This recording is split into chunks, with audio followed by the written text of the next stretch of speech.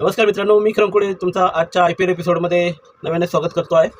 तर मित्रांनो, आज कोणाची मॅच आहे माहिती आहे तुम्हाला?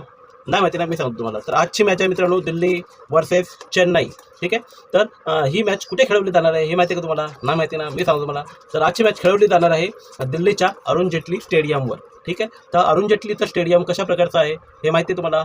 म्हणजे कशा प्रकारची पिच असेल, इथे किती रन होतील, कोण बॅट्समन चांगला कामगिरी करू शकतो किंवा कोण बॉलर चांगली कामगिरी करू शकतो, याविषयी थोडक्यात माहिती घेऊन मी तुमच्यासमोर आज आलेलो आहे। ठीक आहे, तर हा ब्लॉग पूर्णपणे बघण्याचा प्रयत्न करा, कुठेही स्किप करू नका, जेणेकरून तुमच्यापासून ही माहिती लांब राहील। ठीक आहे, तर थोडंसं कालच्या मॅचविषयी संक्षिप्त सांगतो। तर कालची मॅच होती मित्रांनो वानखेडे स्टेडियमवर। तर वानखेडे स्टेडियमवर ही मॅच होती मुंबई वर्सेस लखनौ। ठीक आहे, तर लखनौनी पहिली बॅटिंग करताना जवळजवळ 226चा स्कोर मारला होता या वानखेडेच्या पिचवर। हायेस्ट स्कोरिंग मॅच होती। तर त्या मॅचमध्ये खेळताना पुरनने ताबडतोब जवळजवळ 20 बॉलमध्ये जवळजवळ त्याने 15-20 बॉलमध्ये काहीतरी त्याने 60-65 रन त्याने एकट्याने लावल्याचे आपल्याला दिसून येतात। ठीक आहे, तर त्या मोठ्या खेळीच्या आधारावर लखनौने बराच मोठा स्कोर त्या पिचवर वानखेडेच्या पिचवर मारला होता, 226च्या आसपासचा स्कोर। तर त्या म्हणजे त्या स्कोरला चेस करण्यासाठी जेव्हा मुंबईची टीम उतरली, तर यावेळेस मुंबईचं ओपनिंग करायला कोण आलं होतं माहिती तुम्हाला? तर ती ओपनिंग करण्यासाठी खुद्द रोहित शर्मा हे मैदानावर उतरले। त्यांच्या जी इंजरी चालू होती त्या इंजरीमधून बऱ्याच दिवसांनी बाहेर येऊन त्यांनी कालपासून बॅटिंग करायला सुरुवात केली आहे। आणि कालची जी टीम खेळवली गेली होती त्यामध्ये हार्दिक पांड्या नव्हता, कारण त्याचा कंटिन्यू बॅड परफॉर्मन्स आणि वाईट कॅप्टनशिपमुळे त्याला बाहेर करण्यात आलं आहे, बसवण्यात आलं आहे। तर त्याच्या बदल्यात कॅप्टनशिप कालचा सूर्यकुमार यादव हा आपला इंडियाचा कॅप्टन करत होता। तो काल मुंबईच्या वतीने कॅप्टनशिप करत होता। तर आपल्याला असं दिसून आलं की सूर्यकुमार यादव कॅप्टनशिप करतोय आणि त्याच्याबरोबर आपल्या ओपनिंगमध्ये मुंबईच्या रिकल्टन आणि रोहित शर्मा आल्याचे आपल्याला दिसून आले। जी कॉम्बिनेशन पहिल्या मॅचमध्ये होती तीच कॉम्बिनेशन कालच्या मॅचमध्ये ओपनिंगची आपल्याला दिसून आली। तर ह्या कॉम्बिनेशनने पहिल्या मॅचमध्ये जसा धुमाकूळ घातला होता तोच धुमाकूळ ह्या कालच्या मॅचमध्ये सुद्धा घातल्याचं आपल्याला दिसून आलं आहे। दोघांनीही 70च्या वरती रन मारले, जवळजवळ एकाने काहीतरी 73 रन मारले आणि दुसऱ्याने 74 रन मारले। नाही, एकाने 83 रन केलेत तर दुसऱ्याने 83 केलेले आहेत रिकल्टनने। तर 84 रन केलेले आहेत रोहित शर्माने। पण रोहित शर्माने रिकल्टनपेक्षा थोडेसे जास्त बॉल खाल्ले ते रन्स करताना। जवळजवळ 44 बॉलमध्ये त्यांनी 84 रन केल्याचे दिसून येते। तर रिकल्टनने 35 बॉलमध्येच जवळजवळ 83 रन केल्याचे आपल्याला दिसून येते। त्यामुळे रिकल्टनची जी पारी होती ती खूप तोडफोड होती रोहित शर्मापेक्षा। पण रिकल्टन आऊट झाल्यानंतर सुद्धा रोहित शर्माने पुढे ती जी पारी होती ती कंटिन्यू ठेवली आणि एक चांगल्या म्हणजे स्थितीमध्ये जिंकण्याच्या स्थितीमध्ये नेऊन मुंबईला ठेवून दिलं। पण त्याच्यानंतर परत ते रोजच्यासारखं पडझड दिसून आली।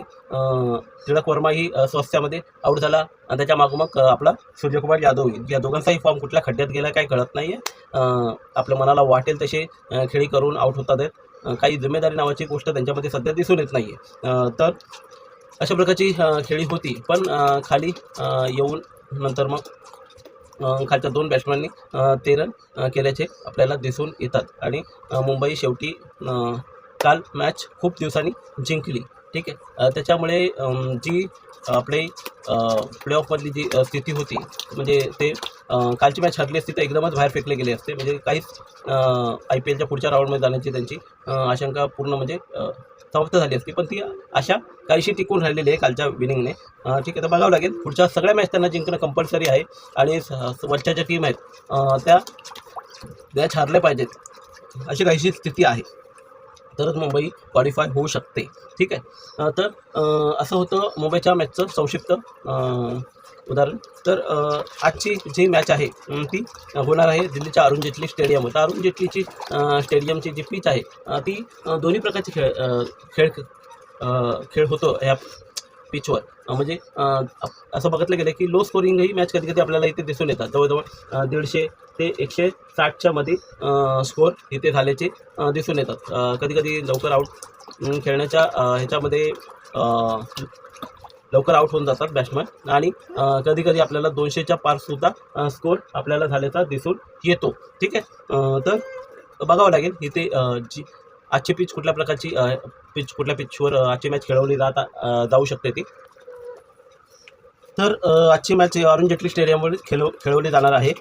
तर इथे कोणत्या पिचवर आजची मॅच होऊ शकते ती कदाचित बॉलिंग पिचही थोडीशी असू शकते आणि बॅटिंग पिचही असू शकते. ठीक आहे. जर बॅटिंग पिचवर प्रॉपर झाली तर 200च्या वरती स्कोर होताना आपल्याला दिसू शकतो. पण थोडीशी बॉलिंग फेवरेबल पिच असेल तर 150 ते 160मध्ये स्कोर होताना आपल्याला दिसू शकतो. ठीक आहे. तर थोडासा ह्याच्यावरचा हेड टू हेड काय रेकॉर्ड आहे तर ते थोडंसं सांगतो. तर दिल्ली आणि चेन्नई यांच्यामध्ये आत्तापर्यंत 32 मॅच खेळवल्या गेलेल्या आहेत. तर 32 मॅचपैकी दिल्ली 12 मॅच जिंकलेली आहे. तर चेन्नई ही 20 मॅच जिंकलेली आहे. म्हणजे हेड टू हेडमध्ये चेन्नईचा रेकॉर्ड दिल्लीपेक्षा वरचढ असल्याचा आपल्याला दिसून येतो. ठीक आहे. तर ह्या स्टेडियमवर हेड टू हेड रेकॉर्ड काहीचा असा आहे की 8 मॅच खेळल्या आहेत दिल्ली आणि चेन्नई अरुण जेटली स्टेडियमवर. तर 8 मॅचपैकी दिल्ली जवळजवळ 2 मॅच जिंकलेले आहेत आणि चेन्नईने 6 मॅच जिंकल्याचे आपल्याला दिसून येतं. ठीक आहे. तर अशा प्रकारचा हा रेकॉर्ड आपल्याला दिसून येतो अरुण जेटली स्टेडियमवर. ठीक आहे. तर या स्टेडियमवर आतापर्यंत 101 मॅच झालेले आहेत. म्हणजे आणि बॅटिंग फर्स्ट करताना जे टीम जिंकलेले आहेत ते 48 मॅच ह्या बॅटिंग फर्स्ट करताना जिंकलेले आहेत. तर बॅटिंग सेकंड करताना 53 वेळा मॅच जिंकलेले. म्हणजे याच्यावरून आपल्याला हे दिसून येतं आहे की इथे चेसिंग अवेलेबल आहे. ठीक आहे. तर चेसिंग होऊ शकते या पिचवर कारण बॅटिंग फ्रेंडली विकेट आहे, स्पोर्टिंग विकेट आहे. तर चेसिंग सेकंड इनिंगमध्ये सुद्धा किती मोठा स्कोर असून दे चेसिंग होऊ शकतो. ठीक आहे. फक्त बॉलिंग फ्रेंडली थोडीशी विकेट असली म्हणजे कमी स्कोरची तर काही सांगू शकत नाही. चेसिंगला थोडंसं अवघड जाऊ शकतं. ठीक आहे. तर टाय मॅच इथे काहीच टाय मॅच झालेली नाही आहे. ठीक आहे. त्याच्यातून एव्हरेज स्कोर असू शकतो 175. 175चा एव्हरेज स्कोर ह्या स्टेडियमवर आपल्याला दिसून येतो. हायेस्ट स्कोर ह्या स्टेडियमवर हाय स्कोर 278चा आहे. ठीक आहे. 3 विकेटवर 278चा हाय स्कोर आपल्याला दिसून येतो आहे. सनराईज हैदराबादने हा स्कोर केला होता. तर लोएस्ट स्कोर आपल्याला 66 रनावर 10 विकेट हा दिल्लीचाच आहे. म्हणजे दिल्ली इथे 66 रनावर आऊट झाल्याचे आपल्याला दिसून येते. ठीक आहे. तर दिल्लीचाच इथे एकदम लोएस्ट स्कोर आहे. त्याच्यावरनं काही सांगू शकत नाही की दिल्ली इथे कशा प्रकारे परफॉर्मन्स करू शकते. त्याच्यातून ह्या IPLमध्ये दिल्लीचा परफॉर्मन्स काही एवढासा खास चांगला दिसून आलेला नाही आहे. ठीक आहे. तर आता तुम्हाला थोडंसं प्लेइंग 11 आजची काय असेल दिल्लीची आणि चेन्नईची ती थोडक्यात सांगतो. ठीक आहे. तर दिल्लीची प्लेइंग 11मध्ये ओपनिंगला कोण येईल माहिती आहे का तुम्हाला? तर ओपनिंगला येतो KL राहुल आणि प्रद्युम्न निसंका. तर KL राहुल आणि प्रद्युम्न निसंका हे बॅट्समन तर एकदम ताबडतोब खेळी करणारे बॅट्समन आहेत. पण कंटिन्यू यांचा फॉर्म म्हणजे चढ उतर दिसलेला आहे. कंटिन्यू चांगली ओपनिंग होताना दिसलेली नाही. KL राहुल कन्सिस्टंट थोडासा चांगला दिसलेला आहे. पण प्रद्युम्न निसंका प्रत्येक मॅचला काही प्रद्युम्न निसंकाची व्यवस्थित खेळी आपल्याला दिसून येत नाही आहे. त्याच्यामुळे दिल्लीची टीम थोडीफार स्ट्रगल करताना दिसत आहे. ठीक आहे. त्याच्यानंतर नितेश राणाचाही परफॉर्मन्स काही खास एवढा दिसून आलेला नाही आहे. समीर रिझवी हा सुरुवातीच्या काही मॅचमध्ये फॉर्ममध्ये होता पण नंतर त्याचाही फॉर्म गेल्याचा आपल्याला दिसून येतो. ठीक आहे. त्यामुळे दिल्ली कंटिन्युअसली बॅड परफॉर्मन्स करताना आपल्याला दिसते. त्याच्यानंतर क्रिस्टन स्टब हा ऑलराऊंडर खेळाडू आहे दिल्लीचा. तो बॅटिंग आणि बॉलिंग नाही दोन्ही प्रकारे दिल्लीला चांगला खेळ करून देत आहे. ठीक आहे. त्याच्यानंतर येतो अक्षर पटेल हा कॅप्टन आहे दिल्लीचा.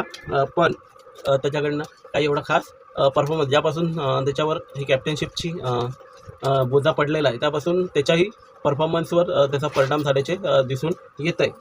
त्याच्याकडनंही बॅटिंग व्यवस्थित होत नाही आहे किंवा बॉलिंगमध्येही खास विकेट मिळत नाही आहे. विप्राजचा थोडासा व्यवस्थित परफॉर्मन्स आपल्याला दिसून आला. आशुतोष शर्माने गेल्या मॅचमध्ये ताबडतोब खेळी करून मॅच जिंकवून दिली होती आपल्या संघाला. आणि त्याच्यानंतर कायले जेमिन्सन हा एक ऑलराऊंडर खेळाडू न्यूझीलंडचा खेळताना आपल्याला या संघाकडनं दिसून येतो. कायले जेमिन्सन बॅटिंगही चांगली करतो आणि वेळेला बॉलिंगही चांगली करून आपल्या संघाला विकेट काढून देत असतो. त्याच्यानंतर येतो मिचेल स्टार्क आणि त्याच्यानंतर येतो कुलदीप यादव, हा स्पिनर आहे. ठीक आहे. त्याच्यानंतर नटराजन. तर काहीशी खास बॉलिंग युनिट याच्याकडे दिसत नाही आहे दिल्लीकडे. त्याच्यामुळेच दिल्लीचा संघ कंटिन्युअसली मॅच हारताना आपल्याला दिसून येतो आहे. भले मोठा स्कोर मारून दे दिल्ली, पण त्यांना समोरच्या टीमला तुम्ही रोखू कुठल्या ज्या जोरावर तुम्ही रोखू शकता ते बळ दिल्लीकडे असल्याचे आपल्याला दिसून येत नाही. त्यांची बॉलिंग कमकुवत आहे. ठीक आहे. त्याच्यामुळे त्यांना स्कोर हे डिपेंड करता येत नाही. ठीक आहे. त्यामुळे समोरची जी टीम असेल ती भली चेसिंग करत असेल तर तिची जी चेसिंग करण्याची विनिंगची पर्सेंटेज ते ऑटोमॅटिक वाढून जातं. आता आपण चेन्नईची टीम काय असेल ते जरा बघूया. तर चेन्नईच्या टीममध्ये येतो ऋतुराज गायकवाड आणि संजू सॅमसन, हे दोन्ही फलंदाज ताबडतोब आहेत. भले ते सुरुवातीला फॉर्ममध्ये दिसले नव्हते, पण आताच्या गेल्या 2-3 मॅचमध्ये त्यांचा फॉर्म परत आलेला आहे आणि त्याच्यामुळेच चेन्नईची जी विनिंग पर्सेंटेज ऑटोमॅटिक वाढल्याचे आपल्याला दिसून येते. त्यांची ओपनिंग चांगली झाली तर त्यांचं विनिंग पर्सेंटेज खूप चांगल्या प्रकारे आपल्याला वाढल्याचं दिसून येतं आहे. ऋतुराज चांगली खेळी करून देतो आहे. त्याच्याबरोबर संजू सॅमसनही गेल्या 2-3 मॅचमधून चांगली परफॉर्मन्स करतोय. तर नंतर येतो संजू सॅमसन, नंतर उर्विल पटेलचा काही एवढा खास परफॉर्मन्स आपल्याला IPL मध्ये दिसून आलेला नाही आहे. त्याच्यानंतर डॉन ब्रेव्हिस हा ऑलराऊंडर खेळाडू आहे, पण डॉन ब्रेव्हिसकडनं सुद्धा एवढा खास आधीमध्ये खेळून देतोय. कंटिन्युअसली चांगला परफॉर्मन्स करण्यामध्ये अक्षम राहिलेला आहे डॉन ब्रेव्हिस, पण ऑलराऊंडर खेळाडू कधीही काही करू शकतो. उंच चौके छक्के मारण्यावर हा विश्वास ठेवतो, तर कधीही मॅच पलटवू शकतो. ठीक आहे. शिवम दुबेचा फॉर्म वर्ल्ड कपमध्ये तर खूप चांगला होता, पण ह्या IPL मध्ये आतापर्यंत चेन्नईकडून खेळताना काही खास परफॉर्मन्स शिवम दुबेचा दिसून आलेला नाही. नंतर कार्तिक शर्माचाही फॉर्म काही व्यवस्थित दिसून येत नाही आहे. जेमी ओव्हर्टन नक्कीच चांगला खेळाडू या संघाकडनं खेळताना आपल्याला दिसतोय. बॅटिंगने तर चांगला परफॉर्मन्स करतोच आहे, त्या व्यतिरिक्त बॉलिंगने सुद्धा चांगला परफॉर्मन्स जेमी ओव्हर्टन करून देतोय. नंतर रामकृष्ण घोष, याचा परफॉर्मन्सही काही खास दिसून येत नाही. शिवाय काल अगोदरच्या मॅचमध्ये हा इंजर्ड झाला होता, त्या कारणाने ह्या मॅचमध्ये खेळेल की नाही त्याच्यावर प्रश्नचिन्ह लागून राहिलेलं आहे. त्याच्यानंतर येतो प्रशांत बीर, नूर अहमद. ठीक आहे. नूर अहमद नक्कीच चांगला खेळाडू आहे, कंटिन्युअसली चांगला परफॉर्मन्स करत आलेला आहे. तर आजच्याही मॅचमध्ये काही खास परफॉर्मन्स करेल याची शाश्वती वाटते. त्याच्यानंतर येतो अंशुल कंबोज हा एक कन्सिस्टंट ह्या संघाकडनं चेन्नईकडनं कन्सिस्टंट विकेट घेणारा खेळाडू असल्याचे आपल्याला दिसून येत आहे. म्हणजे जास्तीत जास्त विकेट घेणाऱ्या बॉलर्समध्ये ज्याची गिनती यंदाच्या IPL मध्ये होते, त्यावरून आपण बोलू शकतो की हा खेळाडू आहे तो आजच्या मॅचमध्येही चांगला परफॉर्मन्स त्याच्याकडनं होताना दिसू शकतो आणि 2-3 विकेट नक्कीच अंशुल कंबोज काढू शकतो. त्यानंतर मुकेश चौधरी सुद्धा फास्ट बॉलर आहे, पण त्याला कंटिन्यू खेळवलं जात नाही. आधीमध्ये त्याला घेतलं जातं आहे, काढलं जातं आहे, अशा गोष्टी होत आहेत. ठीक आहे. तर अशा प्रकारची झाली ही चेन्नई आणि दिल्लीची प्लेइंग 11. तर आजच्या मॅचमध्ये कोण चांगला परफॉर्मन्स करू शकतं काय असेल माझी प्लेइंग 11. जर तुम्ही फॅन्टसी ॲप खेळत असाल तर थोडक्यात तुम्हाला चांगले खेळाडू आजच्या मॅचमध्ये कोण असतील ते तुम्हाला सुचवतो. तर KL राहुल आजच्या मॅचमध्ये चांगला परफॉर्मन्स करून दाखवू शकतो. त्याच्याबरोबर क्रिस्टन स्टॉप हा सुद्धा चांगला परफॉर्मन्स करून दाखवू शकतो. त्याच्यानंतर विपराज पटेल हा एक चांगला परफॉर्मन्स करून दाखवू शकतो. प्रथम निशंक याचा सुद्धा चांगला परफॉर्मन्स येऊ शकतो. कायले जेमिन्सन यांचा सुद्धा चांगला परफॉर्मन्स येऊ शकतो.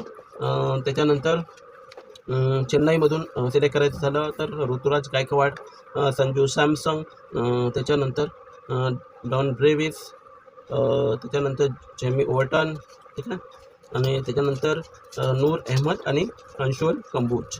ठीक आहे. तर इकडून 5 आणि इकडून 6 अशी प्लेइंग 11 असेल माझ्याकडनं.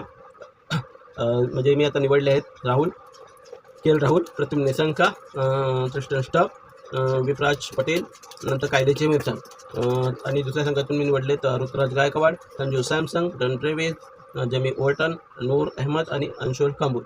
तर ही प्लेइंग 11 असेल माझ्याकडनं तुमच्यासाठी. तर ही प्लेइंग उतरवून तुम्ही जास्तीत जास्त पॉईंट्स मिळवू शकता आजच्या मॅचमध्ये.